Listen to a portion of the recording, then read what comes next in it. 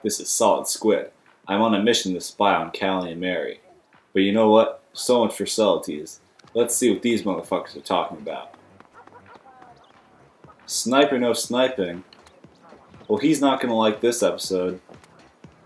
Hello guys, Career438 here. Welcome to another episode of Splatoon. In the last episode, we finally which finally happened, we finally went to Moray Towers after a long time of me not being able to show you guys the map because it was just never in the rotation at a convenient time. And we played the Luna Blaster Neo, and I talked about why, it's not as broken as people make it out to be. Although it is good. It's not broken.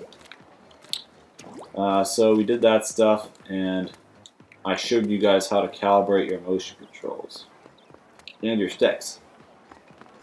In this episode, we're going to be going to another new map. Well, it's not really new. We've seen it before, but you'll know it when you see it, guys. We're going to a new map, and we'll be using a new weapon too. But first, our little extra thing for today is actually in Ammonites. Once you hit level 20, I didn't mention this last time, but I guess I should. But before we talk about that, I wanted to mention that off screen I did go into all the other shops, and they do say things when you're level 20. So yeah, there's that. So once you hit level 20, you unlock a few weapons.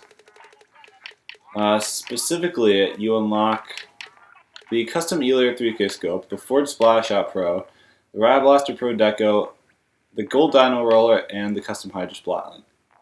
However, we can keep going.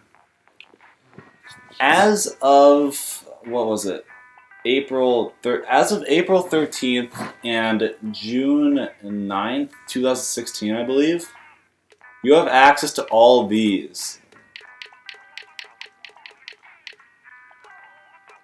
Not Splash of June, that's a day 1 weapon, but you have access to all these extra weapons, and these are called Sheldon's Picks weapons.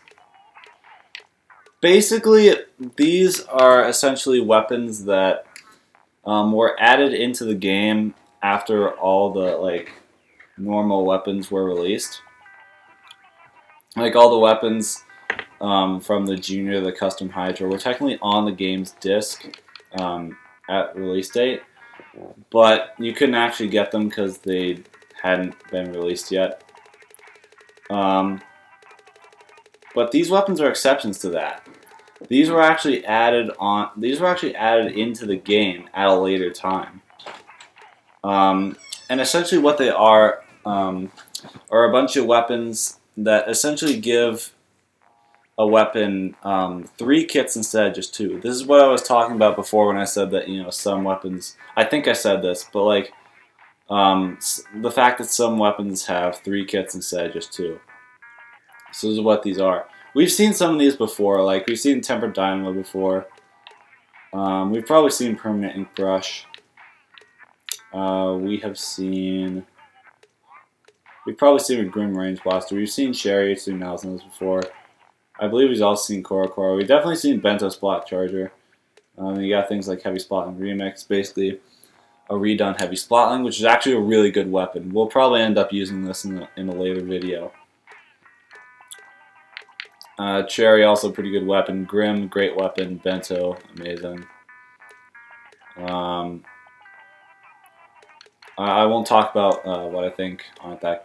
I won't talk about the weapons among these I don't think are that great. I did buy I think I bought a few of these off screen, specifically the Wasabi Splash Shot, which we've probably seen before. And I also bought the Gold Dino Roller off screen and the Elair 3K. So yeah. I only bought the Wasabi in terms of Sheldon's Picks weapons. But that was released on April 13th too, and basically they came in volumes. So Sheldon's Picks 1 was or Sheldon's Picks, I call it Sheldon's Picks 1, but It's really Sheldon Spix Volume 1. That was the April 13th one, which actually released the Tempered Dynamo, making it so that after you beat DJ Octavio, you unlock this weapon. Like, this is another Dynamo Roller, but you can only unlock it from getting DJ Octavio's second scroll. Same thing with the Aerospray PG, which was released in Sheldon Spix Volume 2 on June 9th. If the date on Sheldon Spix 2 is incorrect, I'll put it up on screen. I think it was either June 8th or June 9th, but it was pretty early on in June.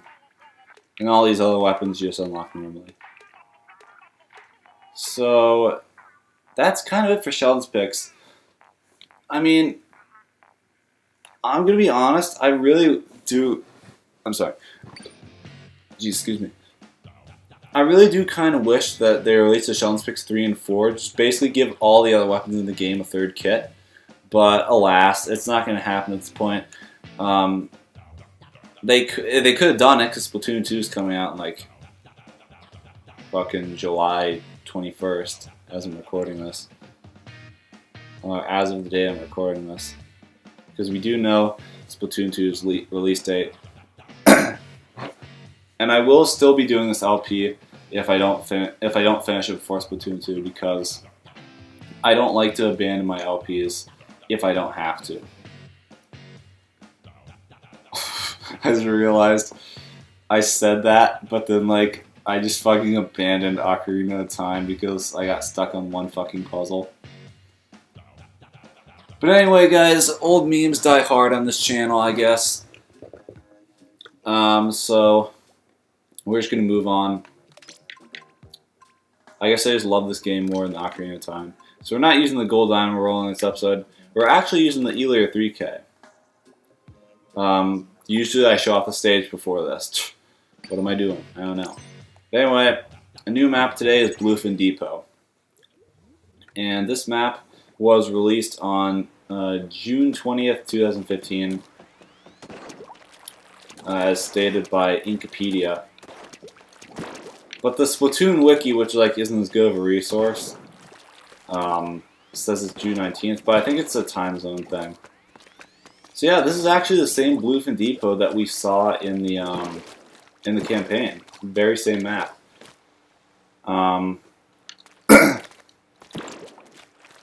So basically, you got 3 ways of going in. You can either go right, left, or you can go down these grates. I wouldn't recommend it though, because you might accidentally squid through them thinking you can swim on it, but you can't swim through grates, so you just die. And there isn't any little thing here. There's no little box. There's no little area right there like there was in the one level with the Octolings.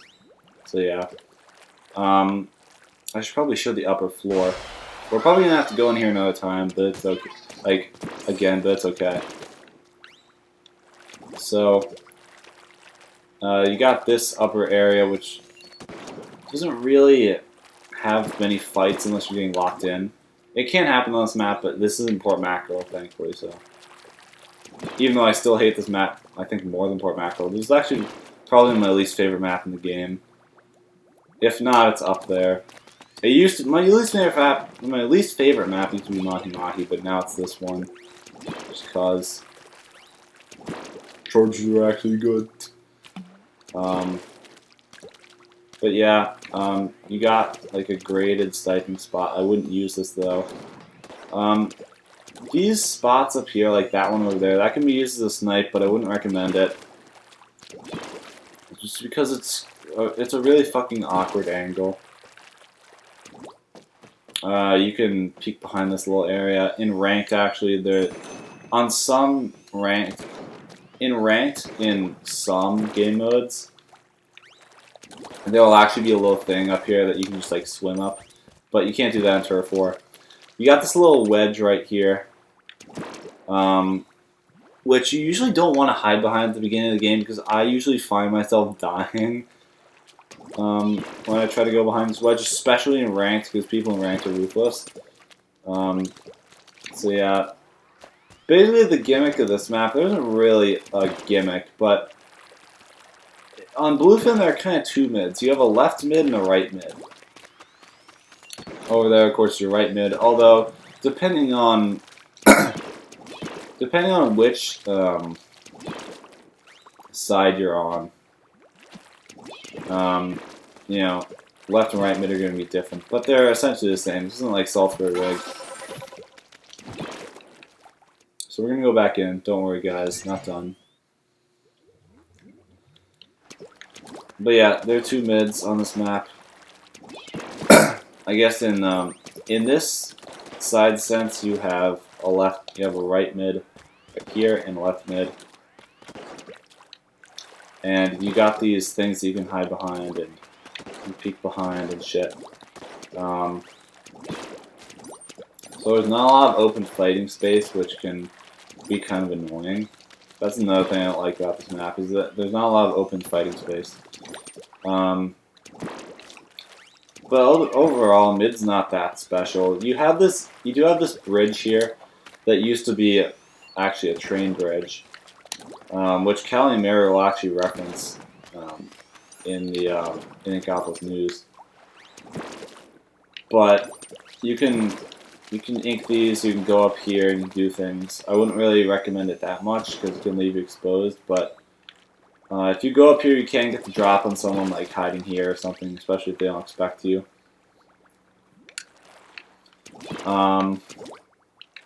You actually have a wall right here that you can either go up this way or you can go up this way.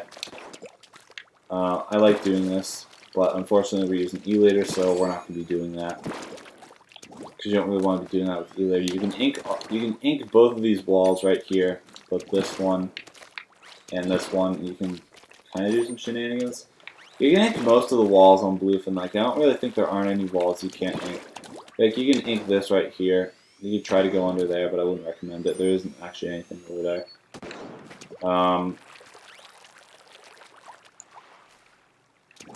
You have these, so I guess if you're into that. But you probably don't want to use this peeky spot because you can get headshots potentially. And headshots don't actually get you anything like extra, but a charge can still hit you there. That's the point I just wanted to make.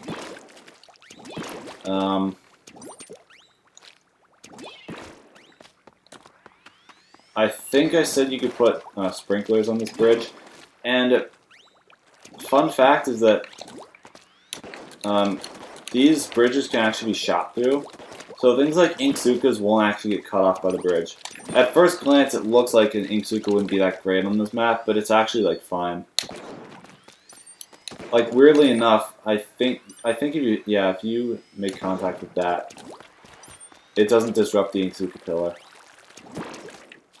Well, I know you can make I was saying I think you can make contact with it, but I know it doesn't disrupt the Inksuka pillar. So Inksukas are fine on this map. And that's kind of everything about Bluefin. There isn't really much else to it, except the fact that, like, I guess you can go in one more time. Fuck off, Mac Ads Cleaner. I don't need you. Because it's just a virus. But, essentially, when you're sniping, usually this is where I like to be. Also, you can go, like, over here. And the other side, too. The thing about being a charger on this map is, like, it's hard to be flanked, but you do kind of have to check both sides in order to make it impossible to flank. And I'm probably going to be going into mid a lot in this one. Because people are going to be running scoped E-Leaders, and I won't be. Because I suck with scopes, which I kind of learned the last time I played the Splatter Scope. So I have devised a set. We're going to be running White Headband, Part-Time Pirate, and Lay Low Tops, which I bought off screen. Also off screen, I leveled up some gear. I basically grinded ranked and just dropped my rank in a humane way, which I'll get to later. But basically, I got an ability on this. I leveled up our Rockenberg Black. I bought this off screen, and I also leveled up our white shirt. And I leveled up Did I level up headgear? Oh, I used one of our snails on our camo mesh, and I got an Inksaver main on it. So not great, but it's not that bad for an Ice Deco, I guess. I think that's all for headgear. I feel like I might have used something else, but I might not have. No, I think that's it. And then of course I leveled up these off screen. I actually did it in my my training, or not in train, but like I did some warm-up games before this. Just kind of get a feel for the weapon, because you know with chargers you gotta aim and shit. So yeah, but this is our set, and basically these abilities kind of encompass everything that an E-liter runs, or that I feel like a normal E-liter should run. I got ink recovery because the thing about E-liter is that you only actually, it's especially important on E-liter because with E-liter you kind of have to play defensively with it. You can go in, but like you don't really want to like. I guess the thing I'm trying to say about it is like, I don't know, but it's meant to play more defensively than like splatter scopes and like the other splat chargers and other splatter scopes. So ink recovery up's especially important. Also, the thing about E-liter is that without any Inksaver main, you have exactly 3 full charge shots in your tank. This thing takes up a lot of ink. It's crazy, but rightfully so because it has long range. The special saver won't really do much. Like these 2 special saver subs won't do too much, but it's okay. I have damage up. I should probably be running more, but I didn't really devise my gear. I didn't really like get a bunch of gear with E-liter in mind, so this is kind of the best we have. I have other damage up options, but I really want Inksaver sub, and I don't want to run the Octoling armor because I don't like sexualizing Inkling girls like that. Just cause. Also an ink recovery sub on that. Inksaver sub for on low tops because this thing is burst bombs. You're gonna want that. I unfortunately can't throw 3 with this set. If I had a main and 3 subs, I could throw 3 burst bombs off a full tank. But alas, defense up sub won't do very much. It will technically save me from a 10 attack that isn't running any damage up, but probably won't do anything. And the bomb range up, that's like honestly the best I can get on that. So unfortunately we're not running a great set, but we don't really have much to work with here. And also on the note of the bomb range, every little bit counts, I guess. So yeah, that's kind of it. Let's start playing and let's get into E-liter. We gotta address some things about the weapon. So if you want to learn a little bit about E-liter, basically, what do I start? How do I introduce it? I don't know. But the thing about the E-liter is that its kind of specialty is that it is the longest range charger in the game, and the scopes actually are the longest range anything in the game. They even outrange Inkzookas, so that's interesting to note. So yeah, basically E-liter, lots of range. You play defensively with it. We're probably gonna get timed out here. I don't actually know, but yeah, that's okay. So the thing about E-liter is that you got a long range sniper. One shots motherfuckers if you hit them with a full charge shot.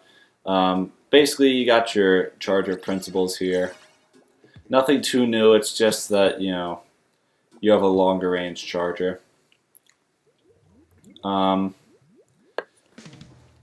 It can be very hard to take out because it outranges a lot of weapons in the game. Oh my god, that's such a good comp.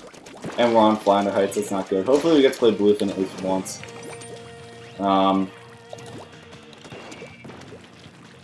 We just want to go in, honestly. This is not a good E-liter map, but I didn't have a choice, guys. I kind of had to do this. So the problem with Flounder is like I don't really know where I want to be. Yeah, let me kill him. Oh god. What? No, not. Wow! I super jumped away and I got that guy's bubble. I didn't even know it was possible. Or I might have, I don't know. But I forgot it was possible. What's the point? So, yeah, E-liter, long range. Ow, dead. Long range. You're going to be outranging a lot of things, so you really want to be able to, you really want to use that range well. Thankfully, if this thing gets rushed down, it's not like it's not totally helpless like a splatter scope or the other splatter scopes. What's this guy doing? Dead. You're welcome. It's okay to say you're welcome. Jesus. Man, I'm lucky that didn't kill me.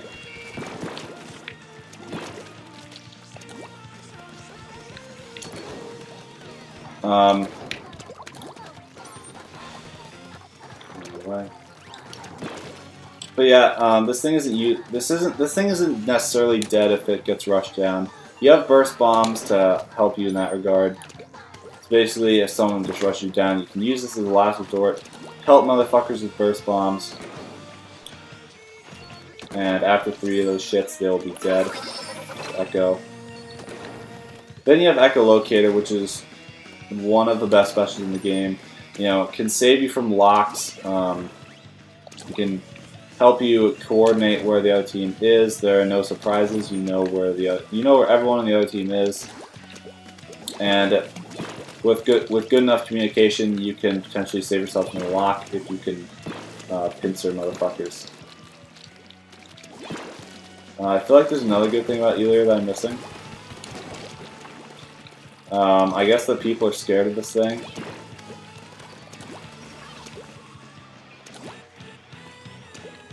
I want to like see if I can get him, but at the same time, like, he's still there. No, he's gone. We're probably going to be losing a lot of games because I suck with this weapon.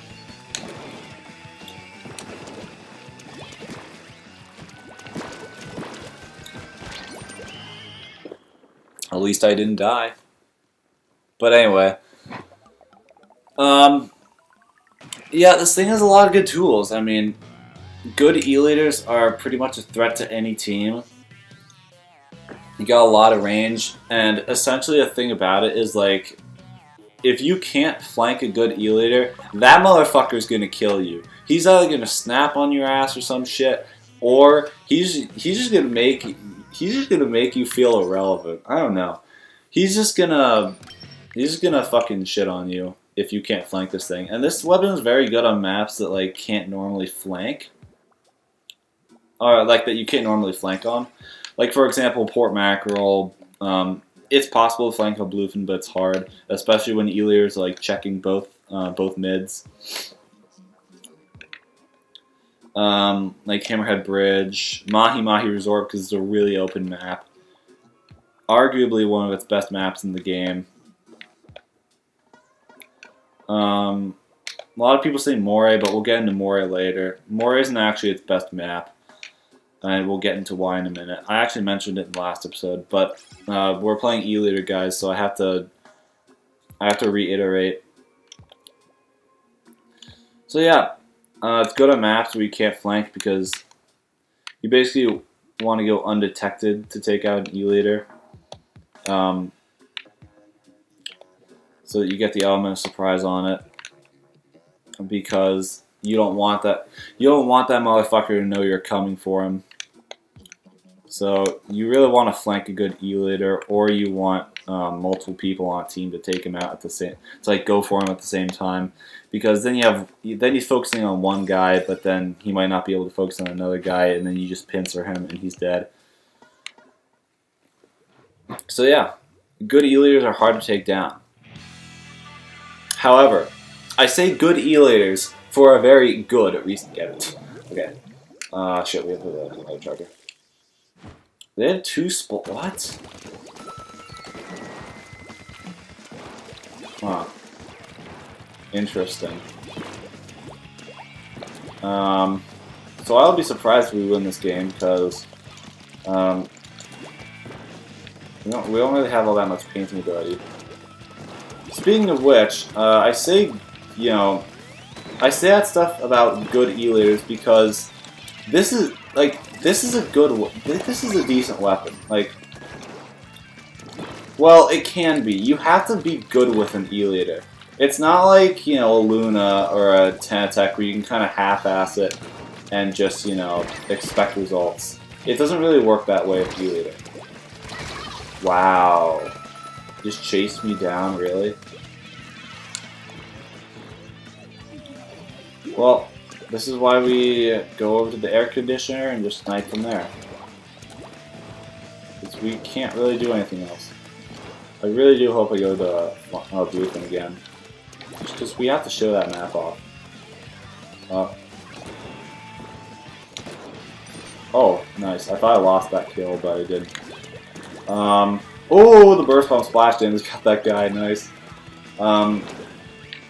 Yeah, the thing about elater is you can't half-ass it. You actually have to be good with it.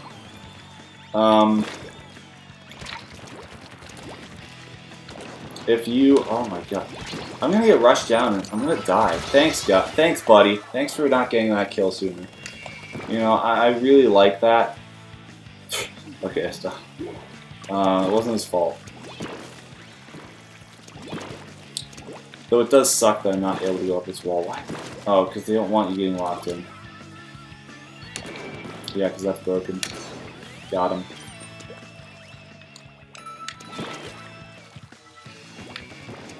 You gotta be coming on, buddy. I'm just doing my job. As far as I'm concerned. Oh, I'm not doing my job, actually. I'm doing a pretty poor job at it. Oh. Sit him down. Anyway, I'm having trouble talking, you can tell. The thing about elaters, you can't half-ass it. You actually have to be good. You have to be landing your shots. T should be dead. I don't care what anyone says. This guy should be dead. He doesn't have any defense or anything. I know I don't have a lot of damage up, but still. So, basically the thing with elater is you can't actually miss shots. And the reason for that is when you run an elater, you are essentially giving up a slot on your team for a weapon that can paint. Tanatech, go away! I don't want you. No, like seriously. Okay. Yeah, when you run an elater on a team, you are basically giving up a slot for a weapon that can paint, because the elater can't really paint that well. It can shoot, but it doesn't really ink that much. And it also charges up slowly, and burst bombs don't really ink that much turf, so there is that. And by the way, I'm using the normal elater, but all this very much still applies to the elater scope too. I'm just using the normal elater because I suck with the scopes. I just feel more comfortable with the regular elater. It has less range, but still. Yep. You're running a weapon that essentially can't paint. So, being a charger, your main thing that you have to do is kill people, which you have to aim to be able to do. So if you can't aim with an elater, then you're going to be missing a lot of your shots. And that essentially means that you're doing nothing for your team. You are not painting, and you are not killing.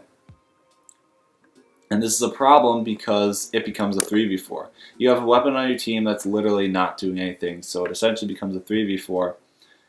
And if you're not missing your shots, other people, if you're missing your shots, other people won't be, and motherfuckers will just be able to kill you like you're nothing, and it's just going to be so hard for you to get back in the game, and then next thing you know, you're locked in, and when this thing is locked in, it does not like it. it has no way of actually helping its team get out of the lock because it can't paint, and if it can't hit people, and it's not going to be killing.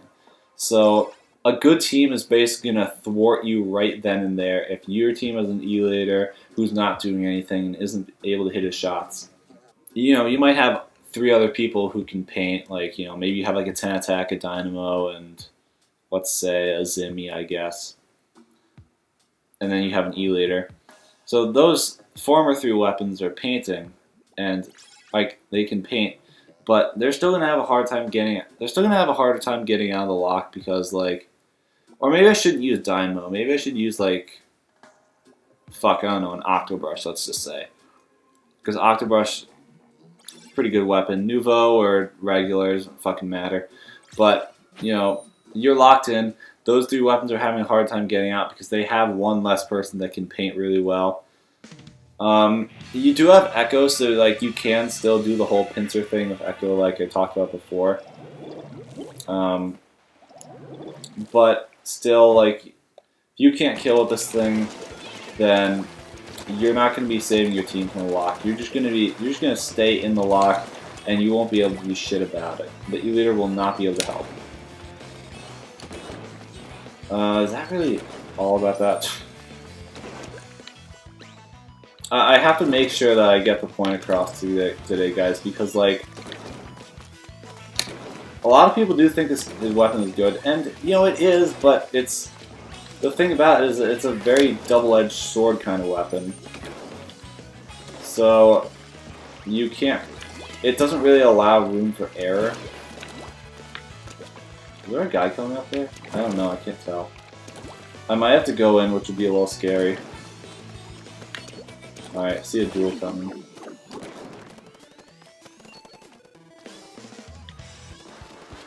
Nobody's over here. Oh, shit. No. Wait, this. Well, that's not a duel. I think that's a Zimmy or something. Snipe someone, maybe? Shit, I missed.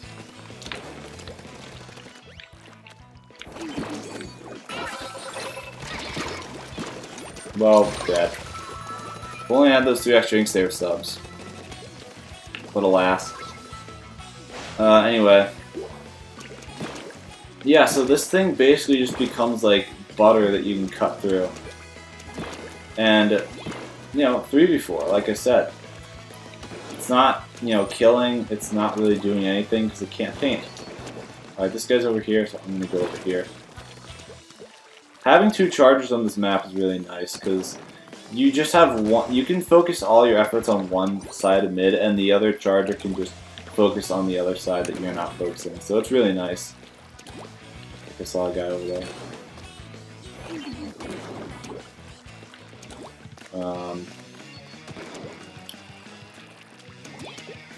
I think I said my piece on that. Like, I don't really think there needs to be any more explanation there. Oh, wow, I did not think... Wow, that's crazy, actually. The other thing with E-later is that it can't really help with pushes all that well. Oh, hello. Wait for this guy to put his head out. Or not. Hey, he's actually doing the one thing I really wouldn't recommend doing with E-later, which is throwing burst bombs on your perch. And then there I go. But this thing can't really help with pushes all that well. And if you're running an E-later, its pushes are going to be like a little harder.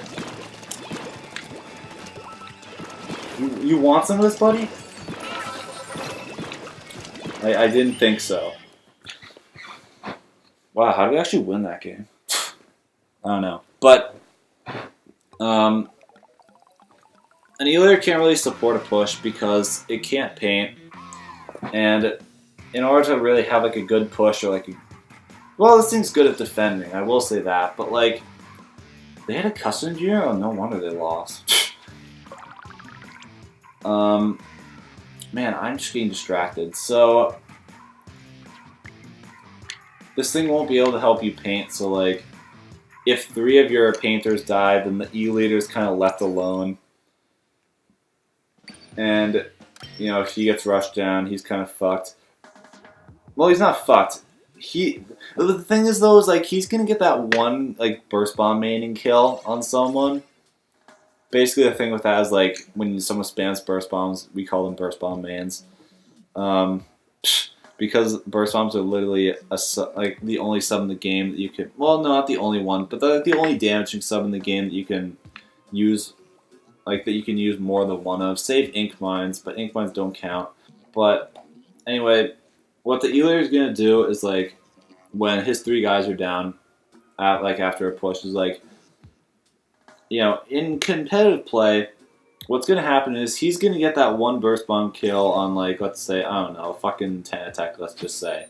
And the 10 attack's going to call out that motherfucker. He's going to say where he is, and then if he didn't loosen him up, it doesn't matter because another guy could just come in for the E-Leader, and he's not going to get fucked up as easily because he knows, like, where the E-Leader is. The E-Leader might get out, but as he should in that scenario, because it's probably the best thing he can do, but still, like, he really does want to do that. Is that Swiffer? Oh wow, I totally butchered that. I could have gotten that kill, that sucks. Get you? No, I missed. Get you, shit. Oh, hello, Swiffer. Watch that map. But one guy might die to the E-Leader, but then the next, like, 3 people who are alive, like, that won't happen to them. They will know where he is because he's already been called out, and they're not going to get fucked up by that. And then that's a wipe right there. Or pretty close to it. Might not be exactly a wipe, but you know. Because it might take a little time for the E-Leader to actually die. Just avoiding those Inkzukas. Inkzukas are lethal to E-Leaders. Absolutely lethal. Because the weapon doesn't really move that much. As it can't. It has 10% less swim speed with no swim speed equipped, and the weapon doesn't really move around that fast. And you kind of have to station yourself. But anyway. So then, that kind of just eats up your push, and then that can just lead to, like, you know, the other team coming back, which I guess is okay, but then you have to be able to have that E-Leader who can... Whoa, hold on, buddy. A little ambitious there. He's splatter shot. Like, he's like actually a normal splatter shot.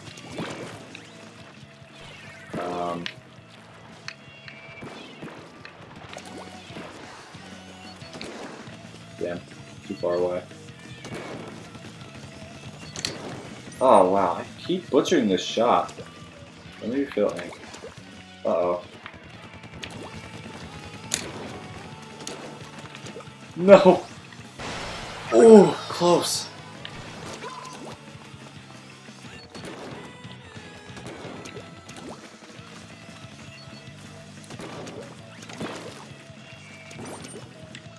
So yeah, that's kind of, I don't know, that's kind of the deal with that. We get a kill? Kind of just pointing the laser. Unfortunate, no kills. We had a charger, guys, that's why we lost. But, anyway. Yeah, this thing's trying to help push. You know, its friends die, then it dies because it's going to kill the one person with its burst bombs, and the other guys are going to know where he is through communication. And then he's dead. So then you're all kind of back to square one, and you kind of have to reestablish your push. And then, you know, if the E-Leader is still unreliable, then your team's kind of fucked. And I mean, like, you know, if the E-Leader is not helping his team paint, then it's harder to get it's harder to actually like keep the push going because like not as many people are painting. The E-Leader is kind of like back there, and he's not really able to get like. Well, he can potentially get some good kills, but if he's missing shots, then he's not doing anything, as we've said before, because he's still not painting. But yeah, you would just be better off having like another weapon that could like paint better and helping the push overall. Sorry. All right, here we go. This Bluefin. The other thing about E-Later is kind of like if it dies, it's very detrimental to the team because like you really can't be dying too much when you're an E-Later. Because if you are, then you're especially not doing anything. The 3v4 becomes much more noticeable. Like, it's just there at a much bigger degree.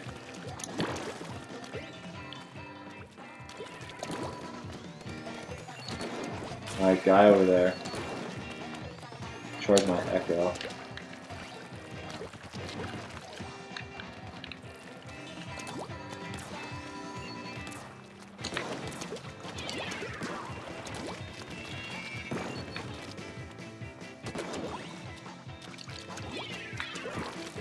I'm trying to focus, guys. I'm sorry.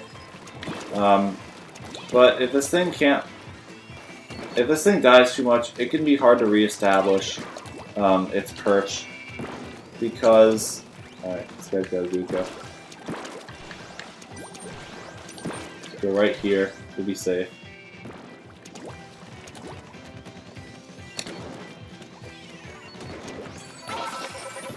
My team an Echo.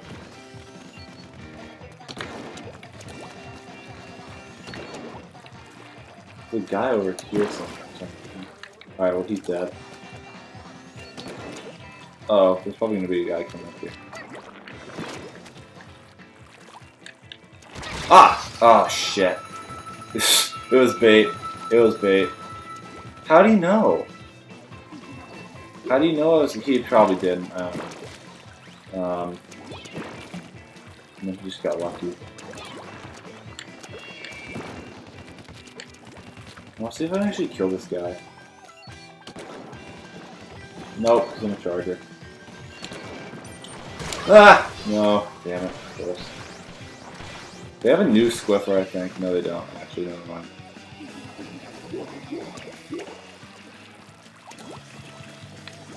But yeah, you can see here, like, we have died so much, and I am unable to establish. I'm unable to reestablish because we have lost all this map control. I just died too many times, and yeah. It puts us in this position, essentially.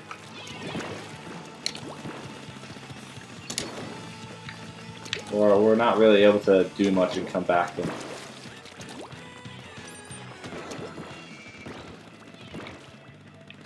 Canatech's up here, of course he is.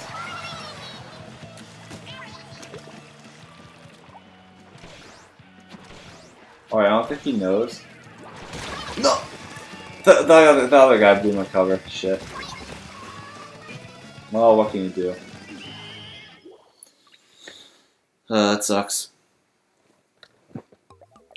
But, yeah, if you just lose too much map control and die too much of this thing, it can be hard to reestablish. I think that's really kind of why I think Elia is not that great of a weapon. It can be, but you have to be really fucking good with it. This weapon demands perfection, because if you can't hit your shots, you will not be able to paint. And, you know, with one less weapon painting, it just becomes a 3v4, and the game just becomes too hard to win.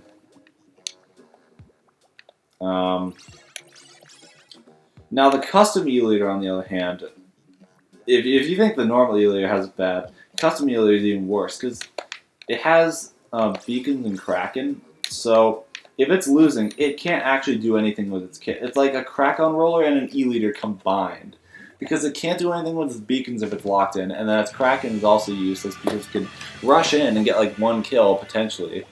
But you don't really want to be doing that with E-Leader. You kind of want to, it's kind of like the CRB where like if you get rushed down, then you use it. But,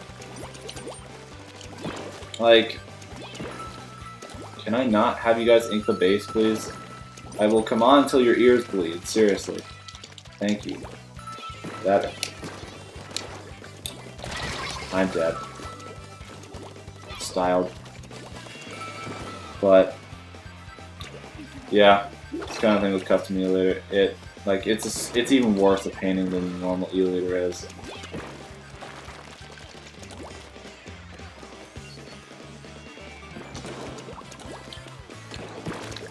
So yeah, this thing's not almighty and broken. It's the reasons I've basically stated about this thing not being that good are essentially why it has fallen off in Japan, and the E-liter has fallen off in Japan. There are still some Japanese players that use it, but in competitive play, like even in competitive play too, but in competitive play it's fallen off greatly because the weapon cannot paint. And in Japan they really emphasize so much on painting because they're actually like they really specialize in like splat zones. So yeah, that's kind of the reason behind that.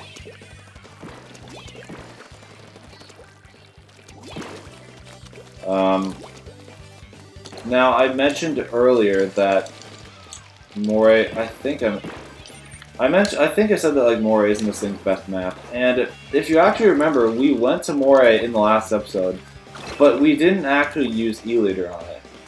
And you know, we used Luna. But yeah, we went to Moray, and I basically actually stayed it. But the reason I didn't want to use E-liter on Moray, and the reason I wanted to go to Moray before we played this weapon, or like the reason I was intent on going to Moray in the last episode was actually because of this weapon. I wanted going to Moray. I wanted us to know about Moray before we actually went to the stage. Go away.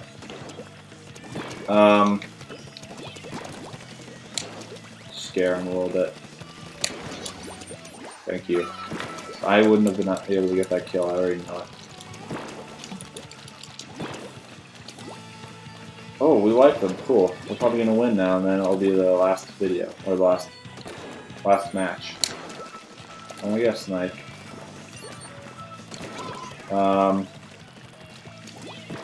Yeah, the reason I want to go to Moray is basically because, like, this thing isn't as good on Moray as people make it out to be. People say this thing dominates on Moray, but the thing about that is essentially that when you're running an E-liter on Moray, basically all you really need to do is kill it once, and it cannot get back into the game, because Moray is such a big map, and the fastest ways of going in are basically going down those, like, those gigantic things. And like, I'm trying to find my words. You know, all you really need is that one kill on the E-liter, and then he can't really reestablish himself. Kind of what I was talking about before, how like when E-liter dies, it's hard. It becomes hard every time it dies. It becomes hard to reestablish itself. On Moray, you only need to do that once to make an E-liter like have a really hard time establishing itself. Because the thing about charges, like, you don't really have to, like, in some cases you don't always have to dodge them. Sometimes you just have to make their shot awkward. Because if we just like go onto Bluefin, for example, I won't actually play another game because the episode's getting long. But if I'm like here, for example, and I'm trying to snipe a guy, and like, you know, maybe he goes over here, and like it's hard for me to shoot this guy. And you might have been, and you probably saw it in like that one match where like I was trying to get that 10 attack, but it wasn't really working out that well. That's probably just because I'm bad at the weapon. But like, I was trying my darndest to snipe him, and I couldn't actually really do it because it wasn't that good of a shot. And on Moray, you know, you have that really big fucking skyscraper, essentially. Which is what the map is, but, you know, like, you essentially have to try to shoot down, which doesn't really work well with chargers. And then if you go down there, you know, you're probably a good player is gonna kill you. Or just, like, a decent player is gonna kill you. I guess if we're saying, like, oh, you know, you gotta be good with an E-liter for it to actually be good. But, you know, it just becomes hard to reestablish yourself, and then, you know, 3v4 for the rest of the game, though. And then the E-later just doesn't get much breathing room. And it's especially bad in ranked, because in ranked, we don't actually know this yet, but the game, we've seen only Turf War, and in Turf War games are 3 minutes. But in ranked, games can be longer than 3 minutes. Games will always run to a, well, they don't always run, but they can run to a maximum of 5 minutes. Or they can just end at like any point for reasons that we'll get into later. And if, in like 2 episodes, actually, we're gonna start playing ranked. Because in the next episode, we're gonna show off the last map. But yeah, that's kind of the thing. It's just on Moray, if you die with an E-later once, it can be really hard to establish yourself, or to re-establish yourself. And you just can't really, you know, use your perks, because that's kind of like the best perk. That's kind of like the only perk on the map. There's that other one, but it's not great, because again, you don't really want to shoot people, like, from that kind of angle. You want to have, like, a straight kind of angle, or you can aim up, but you don't really want to aim down. So, yeah, kind of thing with E-later. And why I think it's not that great. If this episode wasn't that interesting, guys, I'm very sorry. But I wanted to get across that E-later is not as good of a weapon as people make it out to be, because this weapon literally demands perfection. If you are not, like... if you miss most of your shots with E-later, then, like, you're probably good. Like S plus or S something, you are going to lose. It's just how it works. Like, but not just that. Like even but more so like competitive play, like tournaments. It's just you can't fuck up that much. But yeah, anyway, that's kind of it for E-later. That's cool color green. I think you can only see that color in ranked. But anyway, yeah, that's kind of it for this episode. Showed off that E-later, didn't really do that well with it, but it's okay.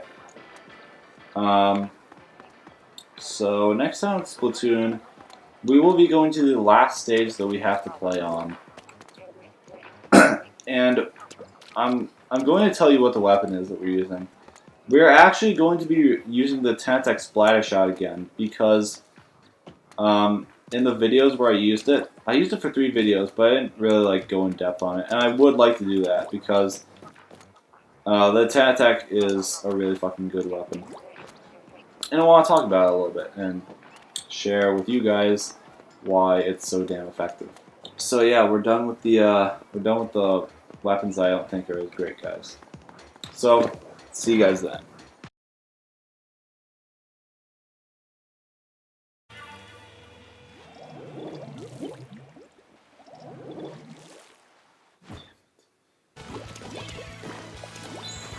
Oh shit.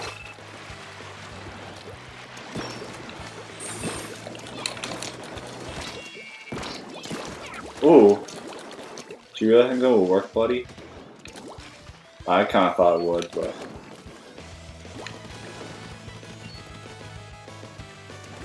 The X. Using those dude strats.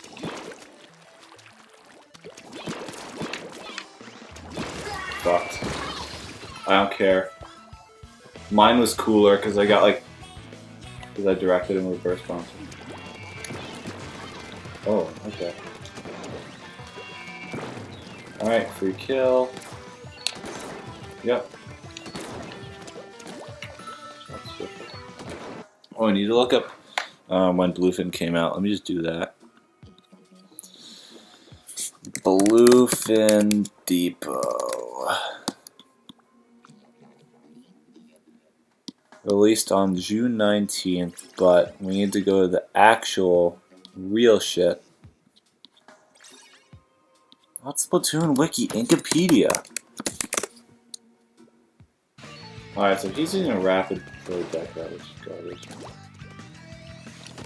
Oh, that was nice. That was clean. Ah! That flanked.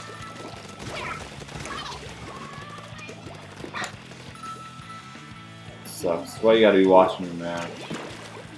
Shit like that. Yeah, no wonder he leaves when he has 7 spots. It's a shit sniping spot.